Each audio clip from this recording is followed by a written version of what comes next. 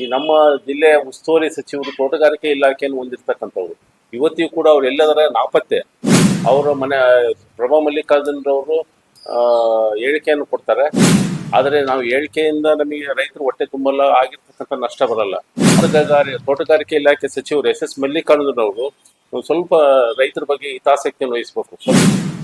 ಆಮೇಲೆ ತೋಟಗಾರಿಕೆ ಸಚಿವರು ಇಡೀ ಜಿಲ್ಲೆಗೆ ಒಂದೇ ಒಂದು ತೋಟಕ್ಕೆ ಭೇಟಿ ಕೊಟ್ಟರು. ಎಲ್ಲೂ ಬರೇ ಪ್ರಭಾ ಮೇಡಮ್ ಒಂದು ಸ್ಟೇಟ್ಮೆಂಟ್ ನೋಡ್ತೀವಿ. ನಿಮಗೆ ನಾಪತ್ತೆ ಆಗಿದ್ದಾರೆ ಅನಿಸುತ್ತೆ. ಅವ್ರು ಎಸ್ ಮಲ್ಲಿಕಾರ್ಜುನ್ ನಾಪತ್ತೆ ಆಗಿದ್ದಾರೆ. ಅಥವಾ ಇದು ಯಾವ್ದಾರು ಫಾರಿನ್ಗೆ ಹೋಗಿರ್ಬೇಕು ಎಂಜಾಯ್ ಮಾಡಕ್ಕೆ. ಕಳೆದ 4-5 ದಿನಗಳಿಂದ ನಮ್ಮ ಜಿಲ್ಲೆಯಲ್ಲಿ ವಿಪರೀತ ಮಳೆ ಸುರಿತಾ ಇದೆ. ಆ ಮಳೆ ಬರೀ ಅಷ್ಟೇ ಬಂದಿದ್ರೆ ನಮಗೇನು ಆಗ್ತಿರ್ಲಿಲ್ಲ. ಅದ್ರ ಜೊತೆಗೆ ಆಲೆಕಲ್ ಮನೆ ಸುರಿತಾ ಐತಿ, ಸಿಡಿಲು ಗುಡುಗು ಆರ್ಭಟ ಜೋರ್ ಐತಿ. ಆಮೇಲೆ ಬಿರುಗಾಳಿ, ಇದರಿಂದ ಬಹಳಷ್ಟು ತೋಟಗಳು ಹಾನಿ ಆಗಿದಾವೆ. ಬಾಳೆ ಗಿಡ ಎಲ್ಲ ನೆಲಕ್ಕುಳಿದಾವೆ. ಅಡಿಕೆ ದೊಡ್ಡ ಅಡಿಕೆ ಮರನೇ ಕೆಳಗೆ ಬಿದ್ದಿದಾವೆ. ಈ ನಮ್ಮ ಜಿಲ್ಲೆಯ ಉಸ್ತುವಾರಿ ಸಚಿವರು ತೋಟಗಾರಿಕೆ ಇಲಾಖೆಯನ್ನು ಹೊಂದಿರತಕ್ಕಂಥವ್ರು. ಇವತ್ತಿಗೂ ಕೂಡ ಅವ್ರು ಎಲ್ಲದರ ನಾಪತ್ತೆ. ಅವರ ಮನೆ ಪ್ರಭಾ ಮಲ್ಲಿಕಾರ್ಜುನ್ ರವರು ಹೇಳಿಕೆಯನ್ನು ಕೊಡ್ತಾರೆ.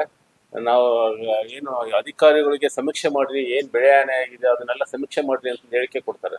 ಆದರೆ ನಾವು ಹೇಳಿಕೆಯಿಂದ ನಮಗೆ ರೈತರು ಹೊಟ್ಟೆ ತುಂಬಲ್ಲ, ಆಗಿರ್ತಕ್ಕಂಥ ನಷ್ಟ ಬರಲ್ಲ. ಅವರು ಪರಿಹಾರ ಘೋಷಣೆ ಮಾಡಬೇಕು ಅಂತ ನಾವು ಸರ್ಕಾರವನ್ನು ಒತ್ತಾಯ ಮಾಡ್ತೀವಿ.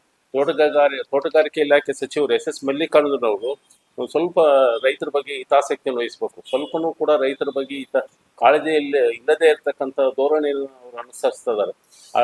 ಕೆಲವು ತೋಟಗಳಿಗೆ ವಿಸಿಟ್ ಮಾಡಬೇಕು. ಮಾಯಕೊಂಡ ಶಾಸಕ ಬಸವಂತಪ್ಪನವರು 1-2-3 ಕಡೆ ಹೋಗಿದ್ದಾರೆ. ಆದರೆ ಏನಾಗಿದೆ, ಬರೀ ಸಮೀಕ್ಷೆ ಮಾಡ್ತಕ್ಕಂಥದ್ದು, ಅದನ್ನ ಎಷ್ಟು ಹಾನಿಯಾಗಿದೆ ಅಂತಂದು ಅಷ್ಟೇ ಅಧಿಕಾರಿಗಳಿಗೆ ಸೂಚನೆ ಮಾಡ್ತಿದ್ದಾರೆ. ಆದರೆ ನಮಗೆ ಬೇಕಾಗಿರೋದು ಪರಿಹಾರ. ರೈತ ಬಹಳಷ್ಟು ಸಂಕಷ್ಟಕ್ಕೆ ಈಡಾಗಿದ್ದಾನೆ. ಇವತ್ತು ಸಾಕಷ್ಟು ಬಂಡವಾಳ ಹಾಕಿ ಬೆಳೆಯನ್ನು ಬೆಳೆದಿರ್ತಕ್ಕಂಥದ್ದು.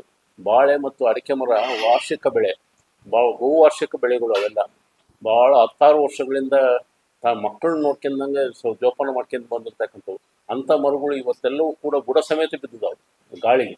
ಎಲ್ಲಿಯೂ ಕೂಡ ಅದನ್ನು ಹೋಗಿ ನೋಡಿ ಮತ್ತು ರೈತರನ್ನ ಸಂತೈಸ್ತಕ್ಕಂಥ ಕೆಲಸ ಸರ್ಕಾರ ಮಾಡ್ತಾ ಇಲ್ಲ. ಇದೆಲ್ಲವೂ ಕೂಡ ರೈತ ವಿರೋಧಿ ಧೋರಣೆ ಅಂತ ನಾವು ಭಾರತೀಯ ಜನತಾ ಪಾರ್ಟಿ ಹೇಳ್ತದೆ. ಮತ್ತು ಅದ್ರ ಜೊತೆಗೆ ತಕ್ಷಣವೇ ಏನು ಬೆಳೆ ಹಾನಿ ಸಮೀಕ್ಷೆ ನಡೆಸ್ಬೇಕು, ಅದು ಸಮಗ್ರವಾಗಿ ಆಗಬೇಕು. ಒಂದು ಊರಿಗೆ ಹೋಗ್ತಾರೆ ಬೆಳೆ ಹಾನಿ ಸಮೀಕ್ಷೆಗೆ, 1-2-3 ರೈತರದ್ದು ಹೊಲ್ದಾಗ ಹೋಗಿ ನೋಡ್ಕೊಂಡು ಹಂಗೆ ಮುಂದಕ್ಕೆ ಬರ್ತಿದ್ದಾರೆ. ನನಗೂ ಕೂಡ ನಿನ್ನೆ ಕೆಲವು ಹಳ್ಳಿಗಳಿಂದ ಫೋನ್ ಮಾಡಿದ್ರು, ನಮ್ಮೂರಿಗೆ ಬಂದದ್ರ ಸಮೀಕ್ಷೆಗೆ ನಮ್ಮ ಹೊಲಕ್ಕೆ ಬರಲೇ ಇಲ್ಲ ಅಂತ. ಮತ್ತು ನಾವು ಅವ್ರಿಗೆ ಫೋನ್ ಮಾಡಿ ಆ ಹೊಲಕ್ಕೆ ಹೋಗಿಲ್ಲ ಅಂತ ಹೋಗ್ರಿ ಅಂತಂದು. ಈ ಪ್ರೆಸ್ ಮೀಟಿಂಗ್ ಬರೋಕ್ರೂ ಕೂಡ ಒಬ್ರು ರೈತರು ಫೋನ್ ಮಾಡಿದ್ರು. ಆಮೇಲೆ ಅವ್ರಿಗೆ ಮತ್ತೆ ಅಧಿಕಾರಿಗಳಿಗೆ ಅಲ್ಲಿ ಹೋಗಿಲ್ಲ ಅಂತ ನೋಡ್ರಿ, ನಾವು ಇದೇ ಊರಾಗದೇ ಹೋಗ್ತೀವಿ ಅಂತ ಹೇಳ್ತಾರೆ. ಹಂಗಾಗಿ ಬೆಳೆ ಸಮೀಕ್ಷೆ ಅನ್ನೋದು ಯಾವ ಒಬ್ಬ ರೈತರಿಂದ ನೋಡ್ತಕ್ಕಂಥದ್ದಲ್ಲ, ಇಡೀ ಜಿಲ್ಲೆ ಒಳಗೆ ಎಲ್ಲ ರೈತರ ಬೆಳೆ ಸಮೀಕ್ಷೆ ಆಗಬೇಕು. ಅದಕ್ಕೆ ಸಮಗ್ರ ವರದಿಯನ್ನು ತಯಾರು ಮಾಡಿ ತಕ್ಷಣ ಪರಿಹಾರವನ್ನು ಘೋಷಣೆ ಮಾಡ್ತಕ್ಕಂಥ ಕೆಲಸವನ್ನ ರಾಜ್ಯ ಸರ್ಕಾರ ಮಾಡಬೇಕು ಅಂತಂದು ಭಾರತೀಯ ಜನತಾ ಪಾರ್ಟಿ ಒತ್ತಾಯವನ್ನು ಮಾಡ್ತಾ ಇದೆ. ನಮಗೆ ಅದು ಪಕ್ಕದಾಗಿರೋ ಚಾನಲ್ ಚೆನ್ನಾಗಿ ಬರ್ತದೆ ನೀರು. ನಾನು ನೋಡಿದೆ, ಆ ಪಕ್ಕದಾಗಿರೋ ಚಾನಲ್ಗೆ ನೀರು ಭಾಳ ಚೆನ್ನಾಗಿ ಬರ್ತದೆ ನಮಗೆ. ಆಯಿತು, ನಾವು ರೈತರಿಗೆ ಬೇಕಾಗಿರೋದು ನೀರು. ಆ ನೀರು ಭಾಳ ರಭಸವಾಗಿ ಬಿಡ್ತದೆ ಆ ಚಾನಲ್ಗೆ.